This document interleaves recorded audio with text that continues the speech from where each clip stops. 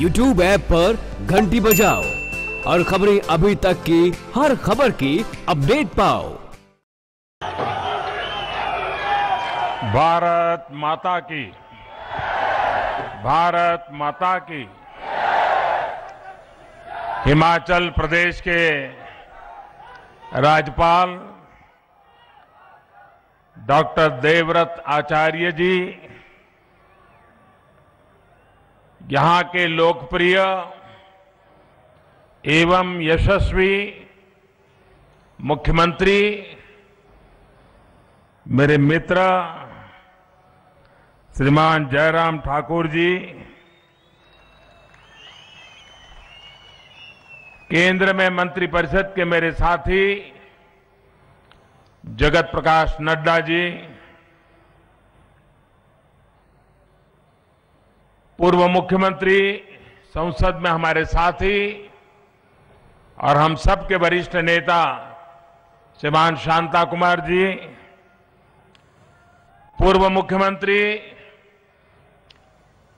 श्रीमान प्रेम कुमार धूमल जी, मंच पर विराजमान मंत्री परिषद के सभी साथी, स्पीकर महोदय, विधायक, सांसद और विशाल संख्या में पधारे हुए देवभूमि के मेरे प्यारे भाइयों और बहनों, विधायक, सांसद और विशाल संख्या में पधारे हुए देवभूमि के मेरे प्यारे भाइयों और बहनों,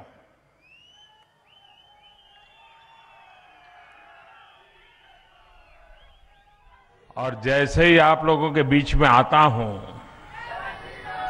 तो ऐसा लगता है कि अपने घर आ गया हूं।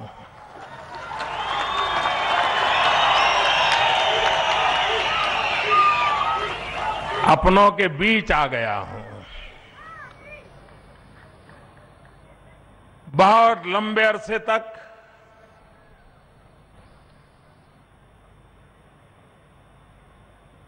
यहां के कोने कोने में जाकर के संगठन का काम करने का सौभाग्य मिला था। बहुत कुछ सीखने को मिला था और मुझे खुशी है कि उस समय जो तहसील स्तर पर, जिले स्तर पर संगठन के काम में मेरा साथ दे रहे थे, ऐसे सब आज 2 दशक के भीतर भीतर हिमाचल की प्रथम पंक्ति के सारे लीडर बन गए हैं।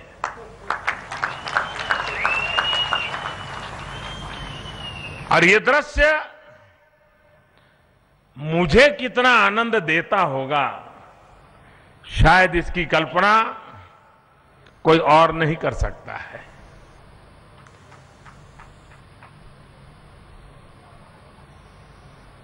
छोटे स्तर पर जिन साथियों को देखा हो, उनके सामर्थ्य को अनुभव किया हो और वे फले फूले खिले अपने कार्य की महक सब दूर पहुंचा दे, तब इतना संतोष होता है, ऐसा लग रहा है जैसे जीवन का वो कालखंड धन्य हो गया। और इसके लिए मैं हिमाचल के उन सभी साथियों को भी आज हृदय से बधाई देता हूं, जिनके साथ कंधे से कंधा मिलाकर के कई वर्षों तक मुझे काम करने का मौका मिला और आज वो प्रगति की नई ऊंचाइयों पर पहुंच रहे हैं और अपने पुरुषार्थ से हमारे प्यारे हिमाचल को भी नई ऊंचाइयों पर ले जा रहे हैं।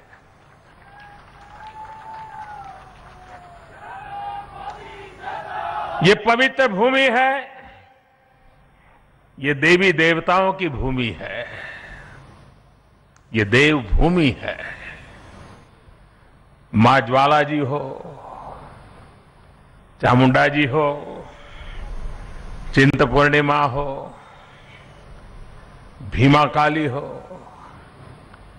हिडम्बा देवी हो, कितनी यादें, किसके कोने में कैसी कैसी चेतना, सब कुछ यहां की विरासत है। हर गांव देवी देवताओं का स्थान वाला गांव, एक ऐसा जनजीवन जहां शांति ये सहज स्वभाव है। कोई कल्पना कर सकता है कि यहीं की वीर माताओं के संतान देश की रक्षा में कंधे पर बंदूक लेके खड़े होते हैं तो दुश्मन उसको देख करके कांप जाता है।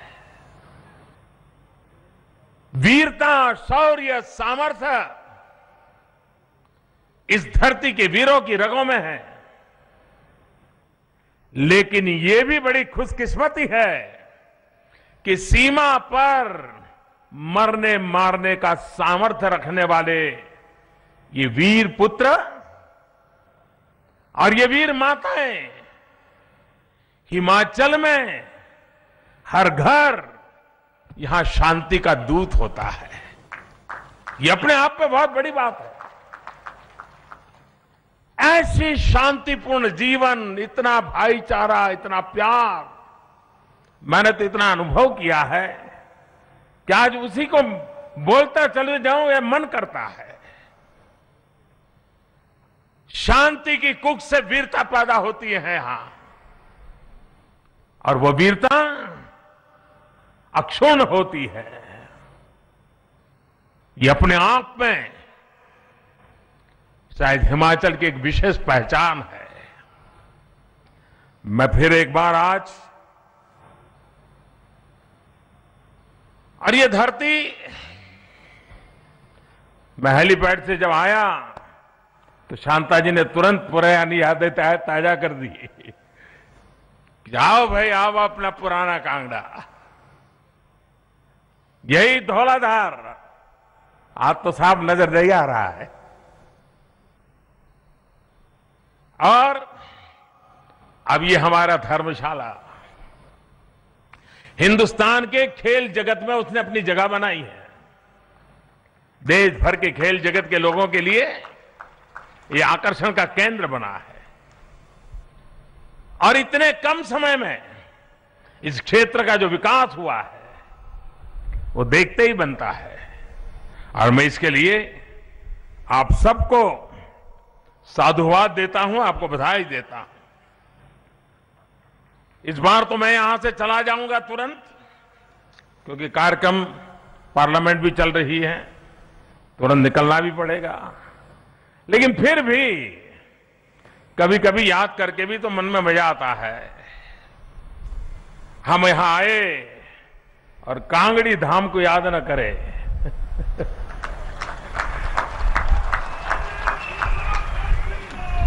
अक्सर शादी ब्याह समारोह में कांगड़ी धाम का उसका आनंद कौन मजा नहीं लेता है।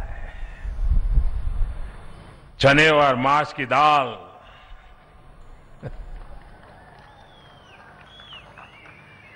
जिमीकंद की सब्जी,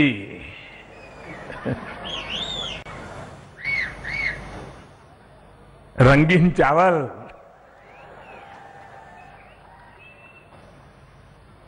और जब मदरा परोसा जाता है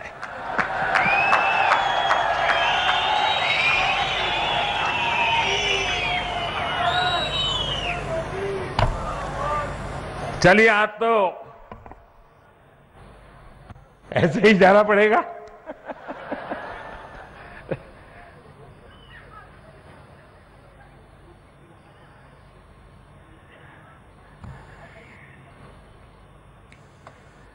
मैं जो फिल्म दिखाई गई,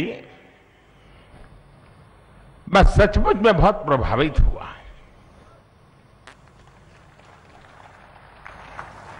एक राज्य के अंदर एक साल कोई ज्यादा समय नहीं होता है, बहुत कम समय होता है। शुरू में तो नई सरकार को दफ्तर ठीक करना, पुरानी चीजें साफ करना, उसी में समय चला जाता है। लेकिन फिल्म में मैंने देखा कि एक साल के भीतर भीतर इतना काम किया है अपना, इतने इनिशिएटिव लिए हैं, जन सामान्य तक पहुंचने का जो प्रयास किया है, सरकार को गांव गांव घर घर ले जाने का आपने जो प्रयास किया है, मैं जयराम जी को, उनकी पूरी टीम को बहुत बहुत बधाई देता हूं। ये अपने आप में बहुत बड़ा काम है। अब आप सबने तो काम किया है, लेकिन मेरा एक काम करोगे आप लोग? करोगे? जरा जोर से बताओगे तो पता चलेगा। करेंगे? पक्का? वैसे हिमाचल के लोग जो बोलते हैं वो करके दिखाते हैं जी, कभी पीछे नहीं रहते। आज जरूर एक काम कीजिए, ये जो फिल्म यहां दिखाई गई, आप कोशिश कीजिए कि हिमाचल के किसी भी व्यक्ति का मोबाइल ऐसा न हो कि जिस मोबाइल में इसकी कनेक्टिविटी न पहुंची हो, इसकी क्लिप न पहुंची हो, और वो अपने मोबाइल पर देखे। कर लेंगे आप लोग काम? पक्का करेंगे? देखिए, फिर लोगों को लगेगा कि हां, कितना बड़ा काम होता है। साथियों, हिमाचल और अटल जी एक अटूट नाता रहा, और उनके लिए तो ये उनका दूसरा घर हुआ करता था, और हमेशा कुछ न कुछ समय वो हिमाचल वासियों के बीच बिताते थे। आज हिमाचल में औद्योगिक विकास की जो संभावनाएं पैदा हुई है, इसकी अगर मजबूत नींव डालने का काम किया है तो अटल बिहारी वाजपेयी जी ने किया था। और उसी को दौर को पकड़ते हुए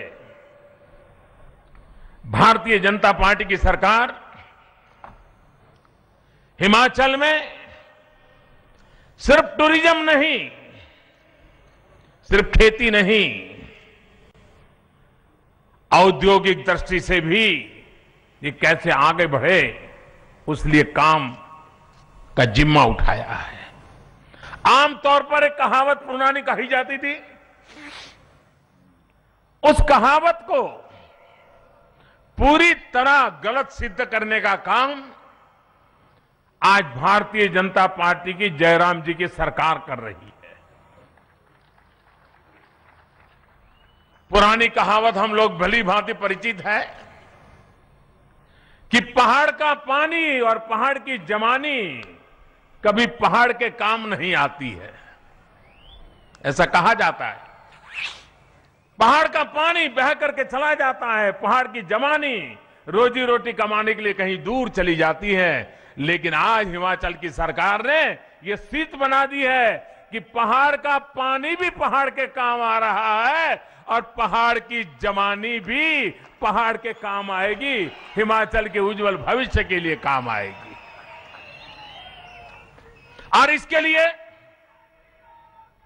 वोकेशनल ट्रेनिंग, स्किल डेवलपमेंट, अभी जब मैं प्रदर्शनी देख रहा था, ह्यूमन रिसोर्स डेवलपमेंट पर इतना बल दिया गया है, खास करके नई पीढ़ी के भविष्य को बनाने के लिए जिस प्रकार से बारीकी से योजनाएं बनाई गई है, सचमुच में किसी को भी प्रभावित करने वाली है।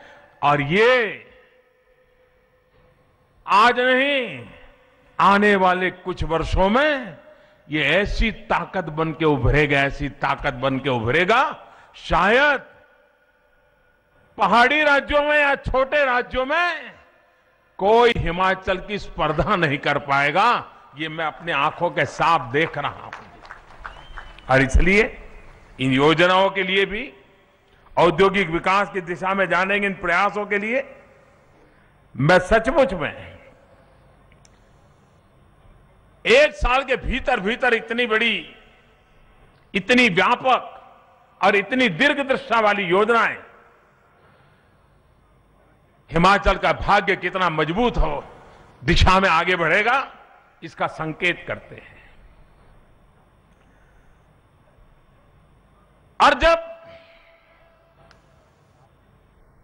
कोई ज्यादा काम करता है, अच्छा काम करता है और अच्छे ढंग से करता है, तो फिर हमारा भी तो मन करता है हम भी तो उसके लिए कुछ करें। हमारा भी मन करता है। आप देखिए, जब दिल्ली में पुराने वाली सरकार थी, पता है ना, तब हिमाचल को 21,000 करोड़ रुपया मिलता था। लेकिन भारतीय जनता पार्टी की सरकार बनी, आपने मुझे सेवा करने का मौका दिया, तो आज हिमाचल को 21,000 के सामने अब 72,000 करोड़ रुपया दिया जा रहा है।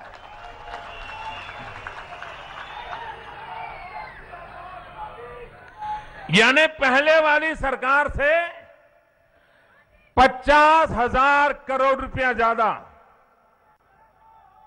और ये इसलिए संभव होता है क्योंकि भारत सरकार को भरोसा है कि यहां की पाई पाई का सही उपयोग होगा।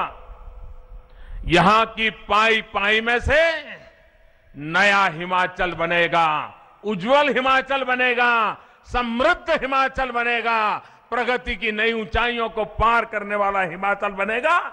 ये पूरा भरोसा भारत सरकार को हिमाचल पर है, यहां की जनता पर भी है, और आपने जिन नुमाइंदों को बिठाया है उन नुमाइंदों पर भी भरोसा है। और इसलिए मैं देख रहा हूं कि किस प्रकार से पाई पाई का अच्छा उपयोग हो रहा है, स्थायी रूप से विकास के लिए हो रहा है। मुझे बराबर याद है जब मैं यहां संगठन का काम करता था तो मेरा आग्रह रहता था शक्ति केंद्र तक जाऊं, और आधे से अधिक शक्ति केंद्र ऐसे होते थे कि जहां पर पहुंचने के लिए कोई सड़क नहीं मिलती थी, छोटी मोटी पहाड़ी चढ़ करके पहुंचना पड़ता था। लेकिन इन दिनों प्रधानमंत्री ग्राम सड़क योजना के साथ कनेक्टिविटी का जो दायरा बढ़ाया जा रहा है, यहां के जीवन को जो कठिनाइयां से गुजरना पड़ा है, उसमें से सुविधाएं देने के लिए स्थायी व्यवस्था और उसके लिए इंफ्रास्ट्रक्चर बहुत बड़ी आवश्यकता होती है। मुझे बराबर याद है हमारे लाहौल स्पीति में वहां के आलू, ये अपने आप में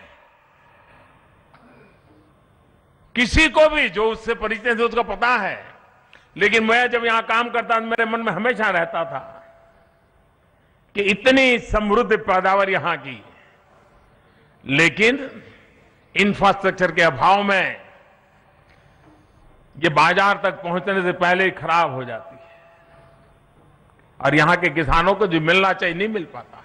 ये मुझे उस समय लगता करता था। और अब वैल्यू एडिशन की दिशा में काम चल रहा है, सोचा जा रहा है, यानी दूर दराज क्षेत्रों में भी किस प्रकार से जीवन बदलेगा इसका अंदाज है। पिछले दिनों हमने एक बड़ा महत्वपूर्ण निर्णय किया किसानों के लिए लाभ में, और खास करके हिमाचल के किसानों को बहुत लाभ करने वाला है।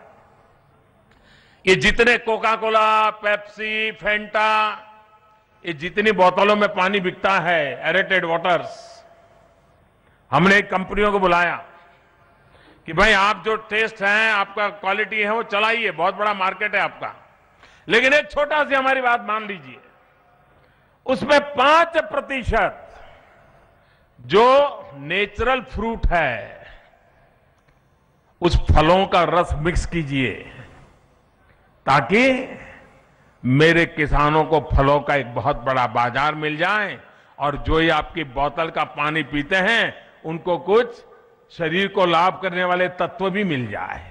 और मुझे खुशी है कि आज धीरे धीरे ऐसी कंपनियां आगे आ रही हैं और वो अपने जो है एरेटेड वाटर्स है उसमें नेचुरल फ्रूट जूस उसको उपयोग कर रहे हैं, करना शुरू कर रहे हैं। कुछ लोग नए आगे आ रहे हैं।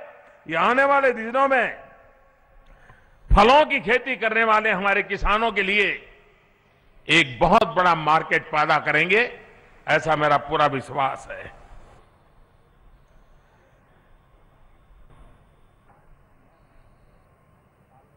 जहां तक इंफ्रास्ट्रक्चर का सवाल है, हम नेक्स्ट जनरेशन इंफ्रास्ट्रक्चर पर बल दे रहे हैं।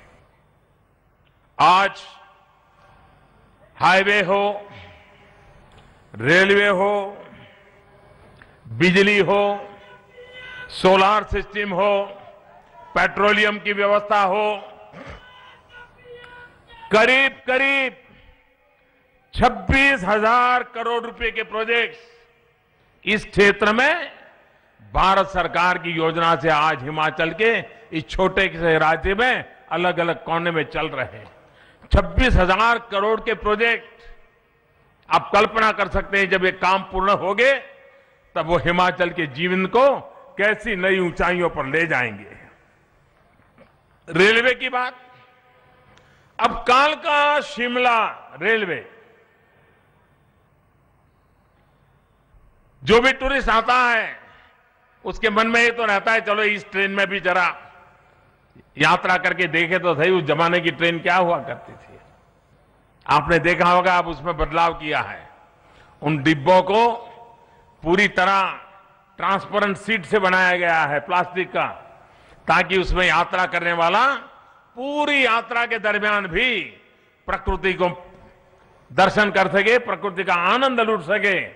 टूरिज्म के लिए कैसे बदलाव लाया जा सकता है, छोटा सा प्रयास है लेकिन इरादों का उसमें सीधा सीधा संदेश भी है। इस काम को करने का हमने प्रयास किया है। रेलवे से जुड़ना यह भी अपने आप में एक बहुत बड़ी बात होती है। करीब 15,000 करोड़ रुपए के खर्च से 4 बड़ी रेल लाइन, इन पर काम चल रहा है। नांगल बांध तलवाड़ा परियोजना, चंडीगढ़ बद्दी, भानुपल्ली बिलासपुर बेरी रूट और ऊना हमीरपुर रूट, 15,000 करोड़ रुपए से रेल नेटवर्क, ये भी आने वाले दिनों में आधुनिक हिमाचल की दिशा में एक नई गति देने वाला काम मैं समझ सकता हूं। आज सामान्य मानवी भी, मेरा एक सपना रहा है कि जो हवाई चप्पल पहनता है उसको भी हवाई जहाज में जाने का अवसर होना चाहिए। हिमाचल में टूरिज्म बढ़ाने के लिए हवाई यात्रा का महत्व बहुत है और भारत सरकार ने उड़ान नाम की योजना बनाई, बहुत ही सस्ते में यात्रियों को लाना ले जाना। उसका शुरुआत भी मैंने शिमला आकर के की थी। अब आने वाले दिनों में इसका विस्तार भी होने वाला है। हेलीकॉप्टर सेवा भी प्रारंभ हुई है और भी सेवाएं प्रारंभ होने वाली है और इससे सीधा लाभ हिमाचल के टूरिज्म को मिलने वाला है। कनेक्टिविटी का एक नया, यानी जल हो, थल हो, नभ हो, जिस प्रकार से कनेक्टिविटी को बढ़ाया जा सके उसको बढ़ाने की दिशा में हम काम कर रहे हैं। और हिमाचल का उज्जवल भविष्य, ट्रांसफॉर्मेशन हिमाचल का अगर करना है तो 2 पटरी की गाड़ी है। उस 2 पटरी की गाड़ी, एक है ट्रांसपोर्टेशन और दूसरा है टूरिज्म। ये ट्रांसफॉर्मेशन का सबसे बड़ी तेज गति से चलाने वाली ये 2 पटरी है। हम उसी पर बल दे रहे हैं और टूरिज्म को बढ़ावा देने की दिशा में हम आगे काम कर रहे हैं। नेशनल हाईवे प्रोजेक्ट्स 9,000 करोड़ रुपए के अधिक लागत से नेशनल हाईवे प्रोजेक्ट्स इसका भी काम यहां पर चल रहा है। करीब बहुत सारे प्रोजेक्ट अब पूर्णता पर पहुंचे हैं और उसका लाभ भी आने वाले दिनों में होने वाला है। मैंने पहले ही कहा कि हिमाचल के उज्जवल भविष्य में टूरिज्म की एक बहुत बड़ी ताकत है। टूरिज्म वो क्षेत्र है जहां कम से कम लागत से अधिकतम लोगों को रोजगार मिलता है और भारत दुनिया के टूरिज्म के आकर्षण का केंद्र अब बनता चला जा रहा है। पहले लोग ताजमहल से अधिक कुछ ज्यादा परिचित नहीं थे। अब हिंदुस्तान को जानने समझने का विश्व में एक आकर्षण पैदा हो रहा है। आप देखिए 2013 में हमारे देश में विदेश के जो टूरिस्ट आए उसकी संख्या थी 70 लाख 2013 में और 2017 में ये संख्या बढ़कर के 1 करोड़ हो गई।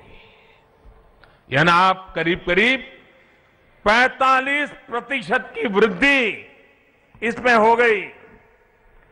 2013 और टूरिस्ट जब आता है बाहर का तो पैसे भी खर्च करता है और उसी से वहां रोजी रोटी की संभावनाएं बनती है।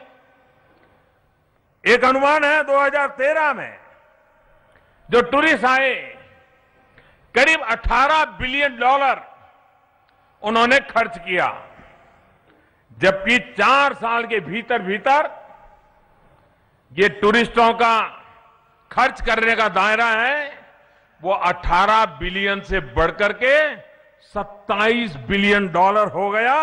करीब करीब 50% वृद्धि। यानी ये पैसे भी सामान्य मध्यम वर्गीय परिवारों के पास पहुंचते हैं और उसका लाभ होता है। 2013 में भारत में अप्रूव्ड होटल्स 1200 थी।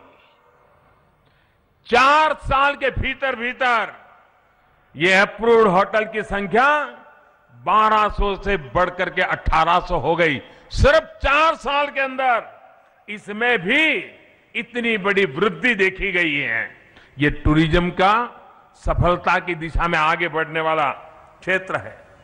एक वर्ल्ड इकोनॉमिक फोरम है जो ट्रैवल और टूरिज्म का रैंकिंग करता है, कॉम्पिटिटिवनेस का रैंकिंग करता है। आपको जानकर के खुशी होगी कि हमारी सरकार आने के पहले हम 65वें नंबर पर पड़े थे। 4 साल के भीतर भीतर टूरिस्ट के मानदंड की दृष्टि से जो सुधार करने चाहिए, इंफ्रास्ट्रक्चर में बदलाव करना चाहिए, कनेक्टिविटी में बदलाव करना चाहिए, होटलों की व्यवस्थाओं में बदलाव करना चाहिए, नागरिकों की सुरक्षा का विश्वास पैदा होना चाहिए। ये सारे मानदंड के आधार पर दुनिया मूल्यांकन करती है।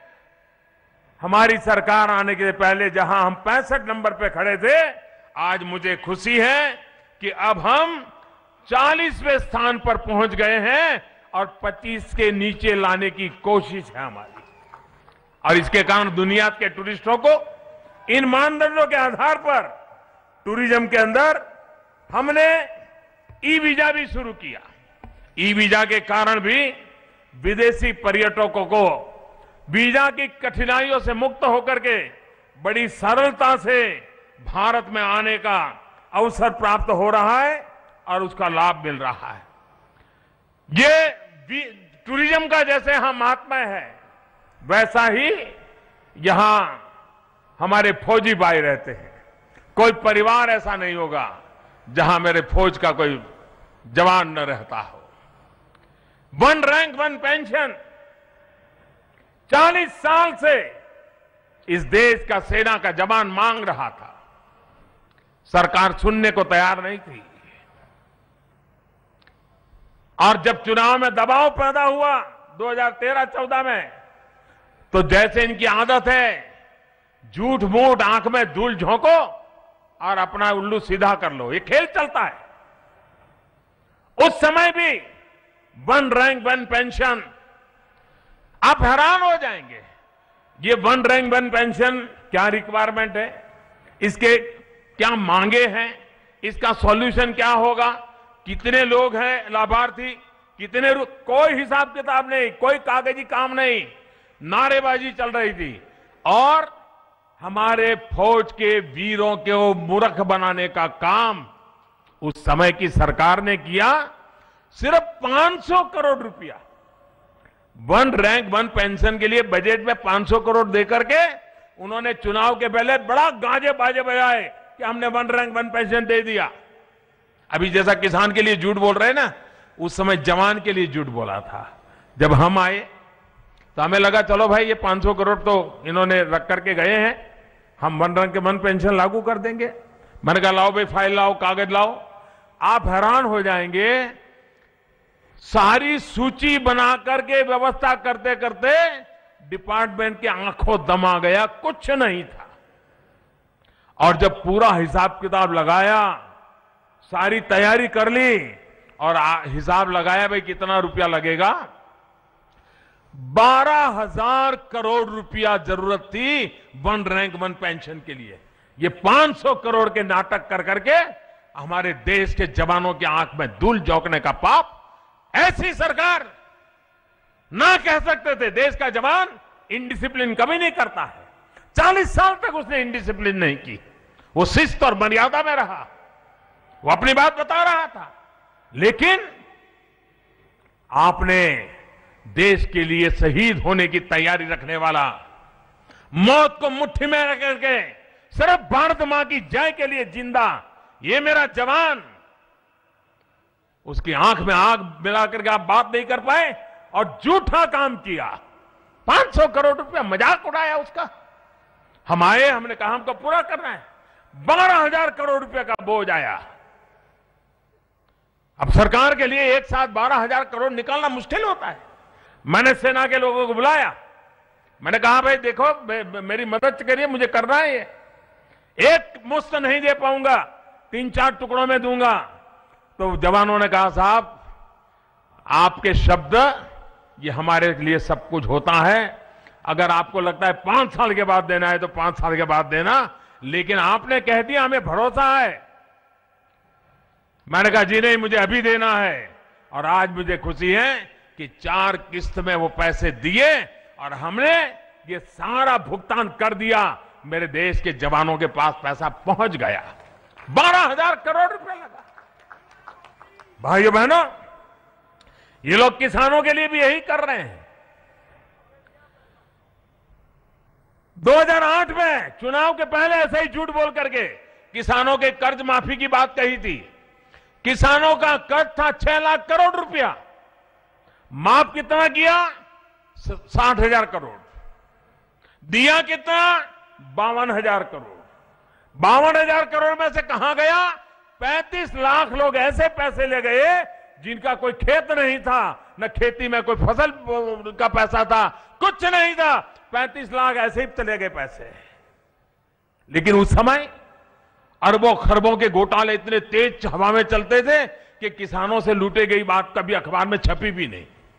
सीएजी ने रिपोर्ट किया, देश के किसान, भला बोला किसान, जो देश के लोगों का पेट भरने के लिए कड़ी मेहनत करता है, अगर आप उसको कुछ नहीं दे सकते हैं तो उसको कहिए, वो आपकी बात मानेगा। लेकिन कृपा करके झूठी बातें बता करके उसके जीवन के साथ खिलवाड़ मत कीजिए। उस समय किया, 6 लाख करोड़ का कर्ज था, 60,000 का बातें की और 52,000 से ऊपर दिया नहीं। पंजाब चुनाव के पहले पता नहीं कितने कितने वादे किए थे कर्ज माफी के, अब तक पंजाब के किसानों को कुछ नहीं दिया गया। थोड़े दिन पहले कर्नाटक का चुनाव था, वहां कर्ज माफी का वादा कर दिया और अब सिर्फ 800 किसानों को टोकन रुपया देकर के हाथ ऊपर कर दिए। भाइयों बहनों, जो काम कर नहीं सकते हो आपको भी पता है, सिर्फ चुनाव जीतने के लिए देश के जवान की आंख में धूल झोंको, चुनाव जीतने के लिए देश के किसान की पीठ पे छुरा भोंको, ये खेल कब तक चलता रहेगा? और इसलिए भाइयों बहनों, सच्चाई की धरातल पर देश चलना चाहिए। जो कर सकते हैं उसको ईमानदारी से करने का प्रयास करना चाहिए। और मुझे जयराम जी का इस वर्ष को मनाने का जो नाम दिया है, मुझे अच्छा लगा कि भाई हमने ईमानदारी से प्रयास किया है। देश की जनता इस पर भरोसा करती है, हिमाचल की जनता भरोसा करती है कि भाई हमने ईमानदारी से प्रयास किया है। हमने कभी ये नहीं कहा कि हम बस अब तो एक सुवर्ण युग आ गया, हर एक के घर की छत सोने की बन जाएगी, हर एक के घर के बाहर गाड़ी खड़ी हो जाएगी। ऐसी बातें ना हमने की है, ना हम ऐसे झूठे सपने दिखाते हैं। हम ईमानदारी से कोशिश करते हैं। हिमाचल ने करके दिखाया है और उसका लाभ आज हिमाचल को मिल रहा है। भाइयों बहनों, मैंने देखा है कि हिमाचली लोगों का प्यार कैसा होता है। कभी कभी अंदाज नहीं आता है कि क्या होता है। एक ऐसी घटना घटी जिसने मेरे मन को छू लिया। मैं इजराइल गया था, तो इजराइल में एक स्थान पर जाना होता है, तो वहां पर एक परंपरा है कि सर को ढांकना पड़ता है। जैसे हमारे यहां गुरुद्वारे में जाते हैं तो सर को ढांकना होता है, तो मुझे भी सर ढांकना था। तो मैं मेरे साथ हिमाचल की कैप रखता हूं, तो मैंने अपनी हिमाचली टोपी पहन ली और वो पहन करके इजराइल में मैं घूम रहा था। टीवी पर हिमाचल के लोगों ने इसको देखा। मुझे सैकड़ों चिट्ठियां आई इस एक बात के लिए। हिमाचली टोपी पहनी मैंने इजराइल में, यानी मेरे हिमाचल का भाई कितना भावुक, कितना हृदय को आनंद देता है इसको।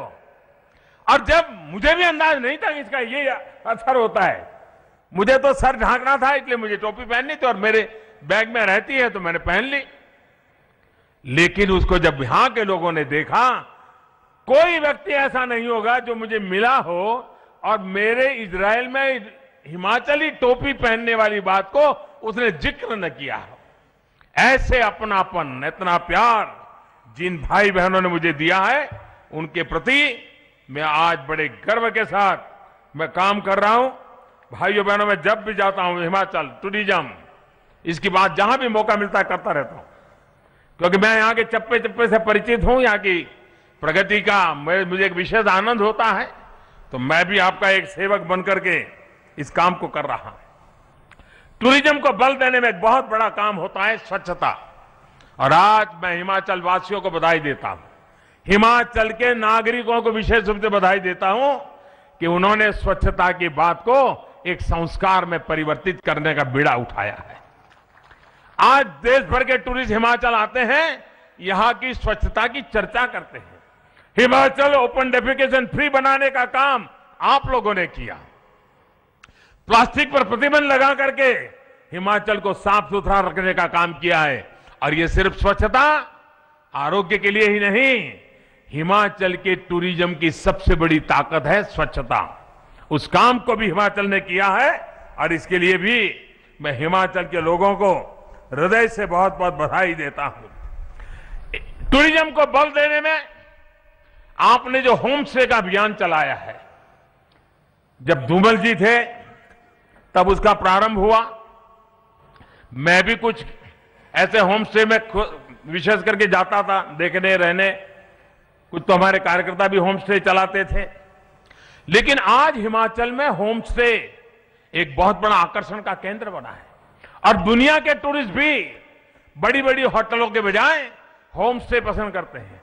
इतने छोटे से राज्य में 80,000 से ज्यादा ऑनलाइन होम स्टे की रजिस्ट्री मिले, ये अपने आप में बहुत बड़ा काम आपने किया है और ये नागरिकों ने किया है। हिमाचल के विकास में टूरिज्म को अपनत्व देने का काम होम स्टे से होता है और वो आपके द्वारा हुआ है और इसके लिए भी मैं आपको बहुत बहुत बधाई देता हूं और बहुत आपका साधुवाद करता हूं। मैं मुख्यमंत्री जी ने उद्यमियों के लिए जो योजना बनाई है, भारत सरकार की जो योजना है, उसके साथ उन्होंने जोड़ करके हिमाचली नौजवान जॉब सीकर नहीं, जॉब क्रिएटर बने, इसके लिए आपकी जो योजना है वो सचमुच में उत्तम परिणाम देने वाली योजना है। और उसमें पुरुष उद्यमियों को 25% और महिला उद्यमियों को 30% ये सब्सिडी, ये प्रोत्साहन, ये मूलभूत ताकत हिमाचल की बनने वाली है। स्टार्टअप की दुनिया में हिमाचल भी अपना नाम बनाएगा, ऐसा मेरा पूरा विश्वास है। डिजिटल इंडिया, मोबाइल कनेक्टिविटी, अब हिमाचल भी उसका हकदार है। बहुत तेज गति से ऑप्टिकल फाइबर नेटवर्क का काम चल रहा है। इसका लाभ टूरिज्म को भी मिलता है, नौजवानों को मिलता है।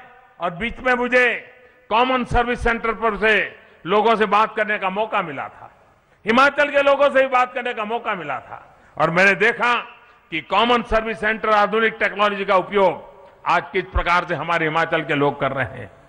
आज सीमा पर हमारा बेटा किसी का है तो मां को, चल बेटा आप टेलीफोन जल्दी बंद कर, बिल चढ़ रहा है, ऐसा कहना नहीं पड़ रहा है, क्योंकि मां को भी मालूम है अब मोदी है, मोबाइल मुफ्त में है। और इसलिए बेटा सीमा पर है तो मुफ्त में बात लंबी करते हैं। फिर बेटा कहता है बा मुझे तो जाना पड़ेगा, वहां विसल बज रही है, फिर मां बड़ी मुश्किल से फोन रखती है। आज मोबाइल फोन डाटा इतना सस्ता हो रहा है कि एक जमाना था कि मोबाइल फोन पर मैसेज आया है तो वो सोचता है खोलूं कि ना खोलूं, कहीं बिल चढ़ जाएगा। तो आज डेटा सस्ता हो रहा है, आराम से अब उसको डेटा के पैसों की चिंता कम है। मोबाइल पर बात करना तो मुफ्त हो गया है, अब उसको चिंता ये रहती है कि कहीं बैटरी डिस्चार्ज न हो जाए। ये अलग से चिंता हो रही है। तर इतना बड़ा बदलाव आज हिमाचल में हम देख रहे हैं तो हमारी खुशियां बहुत बढ़ जाती है। कृषि के क्षेत्र में बहुत बड़ी संभावना हिमाचल में है और मैंने जयराम जी को भी कहा था और मैं गवर्नर साहब का भी बहुत आभारी हूं, को हिमाचल में कृषि क्रांति का बीड़ा उठाया है। आज भी मैं कहता हूं हिमाचल के भाइयों बहनों, हिमाचल ने बीड़ा उठाना चाहिए। हिमाचल को जल्द से जल्द ऑर्गेनिक स्टेट बनाए। हिमाचल के अंदर केमिकल फर्टिलाइजर का नामो निशान न हो, प्राकृतिक पद्धति से खेती हो। मैं आपको विश्वास दिलाता हूं हिमाचल देखते ही देखता है ऑर्गेनिक स्टेट बन सकता है। और एक बार ऑर्गेनिक स्टेट बन गया, दुनिया के अंदर सबसे बड़ा बाजार उनका इंतजार कर रहा है। आज हिंदुस्तान में सिक्किम एकमात्र ऑर्गेनिक स्टेट है, हिमाचल में वो ताकत पड़ी है। मैं आग्रह करूंगा कि हिमाचल के किसान इस योजना का लाभ उठाए। आज जब मैं पूरा वहां प्रेजेंटेशन रखा है कि किस प्रकार से खेती में बदलाव आ रहा है, जीरो बजट फार्मिंग कैसे किया जा सकता है, गाय दूध न देती हो तो भी खेती का हिस्सा कैसे बन सकती है, इन सारे विषयों को मुझे विस्तार से समझाया गया और मुझे बड़ी प्रसन्नता हुई कि इस बात को हम आगे बढ़ा रहे हैं। भाइयों बहनों, अनेक योजनाएं हैं। आयुष्मान भारत ने एक नया कीर्तिमान स्थापित किया है। गरीब से गरीब परिवार 5 लाख रुपए तक का उसका बीमारी का खर्चा, बड़े ऑपरेशन करवाना तो बड़े अस्पताल में हो जाएंगे और 5 लाख रुपए तक का खर्चा भारत सरकार देगी। उसमें अब हिमाचल ने भी अपना जोड़ा है। 100 दिन नहीं हुए अभी तो इस योजना को, 100 दिन में 6 लाख से ज्यादा लोगों ने अपना उपचार करवाया है।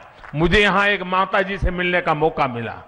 उसने कहा मेरे हृदय रोग की बीमारी थी लेकिन मेरे पास पैसे नहीं थे, लेकिन आयुष्मान भारत योजना आई तो मैंने मेरी हृदय की बीमारी को ठीक करवाया और आज मैं आपके सामने खड़ी हूं। उसके चेहरे पर इतनी प्रसन्नता थी, मन को इतना आनंद हो रहा था कि किसी मां की जिंदगी बच जाती है।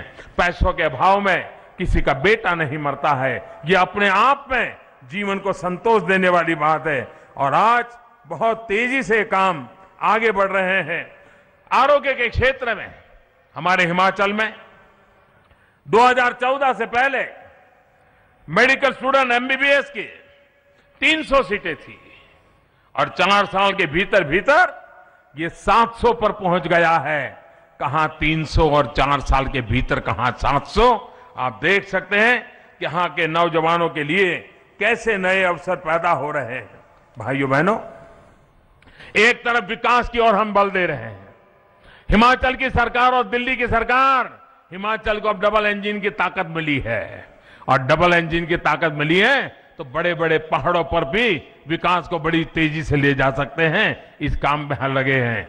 लेकिन साथ साथ देश में जो गलत होता रहा है, जो लूट चलाई गई है, खजाने को अपने निजी उपयोग के लिए उपयोग किया गया है, उसके खिलाफ मैंने एक लड़ाई छेड़ी हुई है।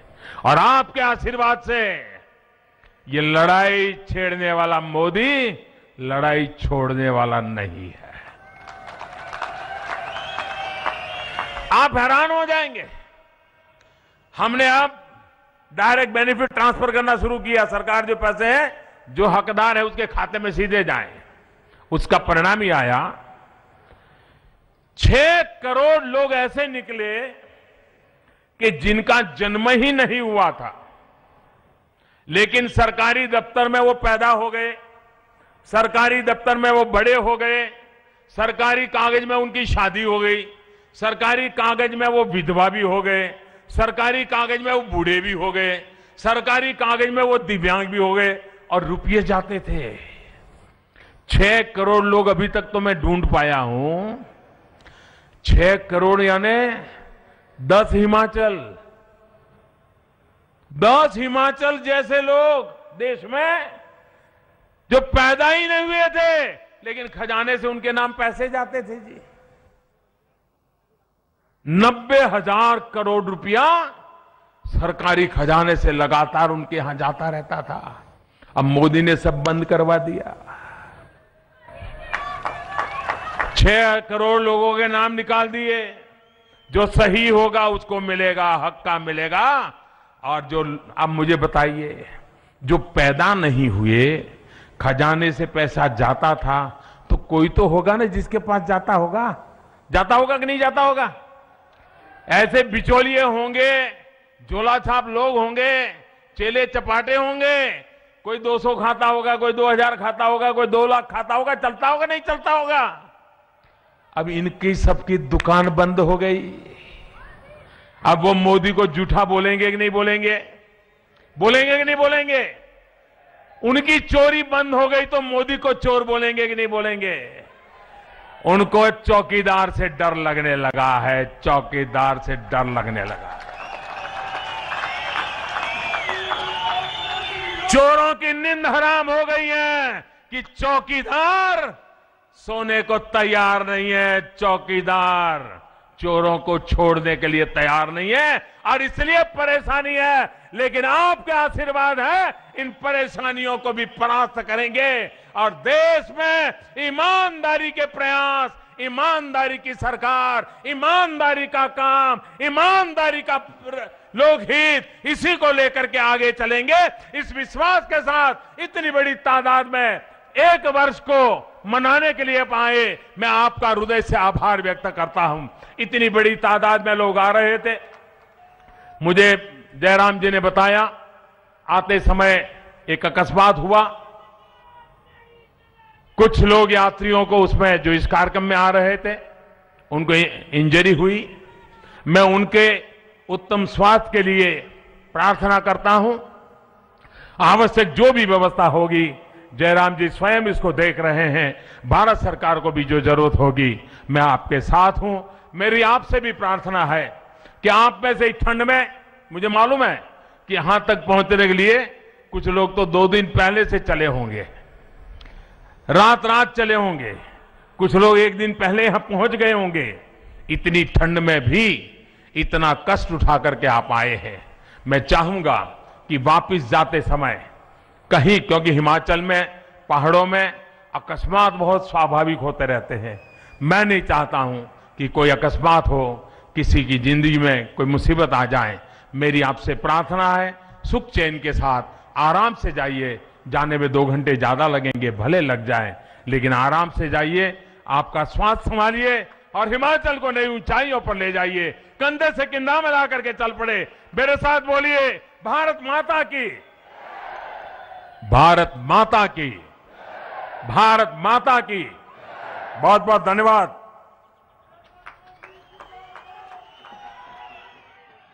मोदी को आपने सुना। अभी यहां पर जितने भी लोग पहुंचे हैं उन्हें संबोधित करते नजर आए और कहीं ना कहीं जयराम सरकार की उपलब्धियों का भी बखान किया और साथ ही आभार जताया जो लोग यहां पर पहुंचे हैं बीजेपी के 1 साल के जश्न में शामिल होने के लिए। उन सभी का आभार भी व्यक्त करते हुए नजर आए और पीएम नरेंद्र मोदी की ओर से कहीं ना कहीं ये भी कहा गया कि जब भी वो हिमाचल आते हैं तो अपने घर आ जाते हैं। जयराम जी और उनकी टीम को मैं बधाई देता हूं, ये भी पीएम नरेंद्र मोदी की ओर से कहा गया। हर मोबाइल तक ये लघु फिल्म पहुंचे, जो लघु फिल्म अभी दिखाई गई 1 साल के कार्यकाल को लेकर ये लघु फिल्म दिखाई गई। इसी लघु फिल्म को हर एक इंसान तक पहुंचाने की बात उनकी ओर से कही गई कि पूरे हिमाचल के कोने कोने तक ये पहुंचे। अटल जी के लिए दूसरा घर हिमाचल था, ये भी उन्होंने कहा। अटल जी ने प्रदेश में औद्योगिक विकास की नींव रखी है, ये तमाम बातें कही गई देश के प्रधानमंत्री नरेंद्र मोदी की ओर से। और साथ ही आपको बता दें कि 1 साल पूरा होने पर जो बीजेपी जश्न मना रही है, इस दौरान हिमाचल की कोई स्पर्धा नहीं कर पाएगा, ये बात भी पीएम नरेंद्र मोदी की ओर से कही गई। और अभी अभी जनता को संबोधित किया देश के प्रधानमंत्री नरेंद्र मोदी ने। 1 साल के भीतर व्यापक योजनाएं लाई गई है और 1 साल का जो कार्यकाल सीएम जयराम ठाकुर था उस कार्यकाल को सराहा भी है पीएम ने और साथ ही कांग्रेस पर भी निशाना साधा है।